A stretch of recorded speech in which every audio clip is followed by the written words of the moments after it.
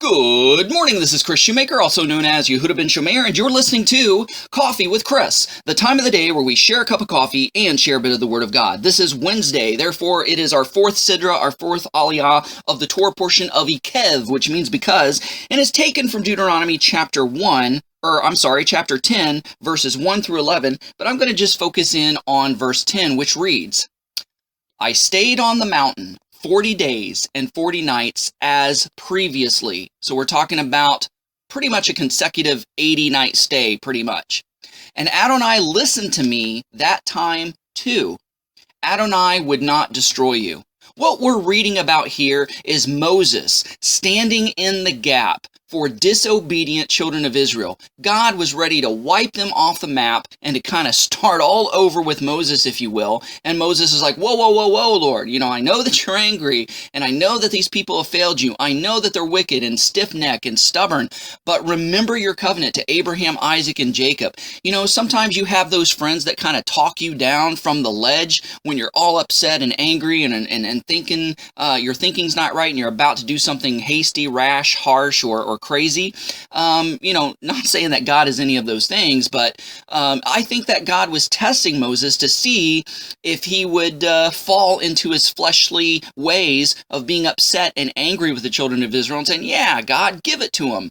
You know, I think he was really giving an opportunity for Moses to show mercy and to act as that mediator, because Moses was a figure, foreshadow, and type of Messiah, type of Christ, because Christ is our mediator. Right now, after his resurrection and ascension, he is sitting right now at the right hand of the Father, making intercession for us. So Moses was the one that was standing in the gap. He was the mediator. He was the go-between between God and Israel. And basically, it was because of Moses' actions on the mountain that basically saved Israel's butt. And it kind of reminds me of Daniel chapter 2, when Nebuchadnezzar had this crazy wild dream, and he asked his wise men, saying, okay, what did I dream last night? Not only what did I dream, but interpret the dream that I had. And the wise men were like, you're crazy, king. This is impossible. We can tell you, if you tell us the dream, we can interpret it, no problem.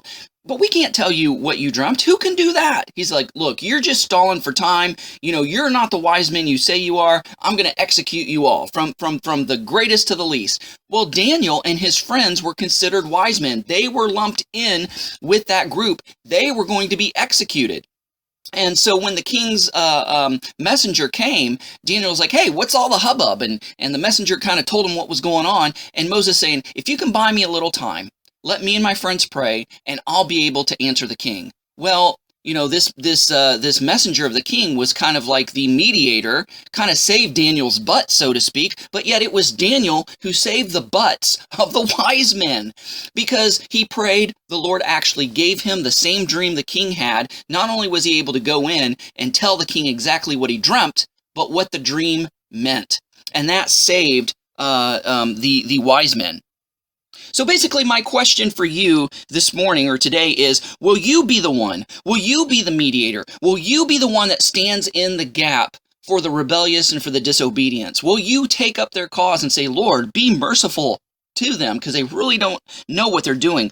Will you stand in the gap and be the one to save your home, your workplace, your town from judgment? Sometimes it only takes one person to spare an entire people from being destroyed. It just takes one faithful, obedient person. Be that one. Determine to be that one in your family, in your home, in your workplace, in your neighborhood, in your village, in your city, in your province, in your state, in your country. Who knows? Maybe you might be the one that God says, okay, since they're here, since they're standing in the gap, I'm just going to be a little bit more patient.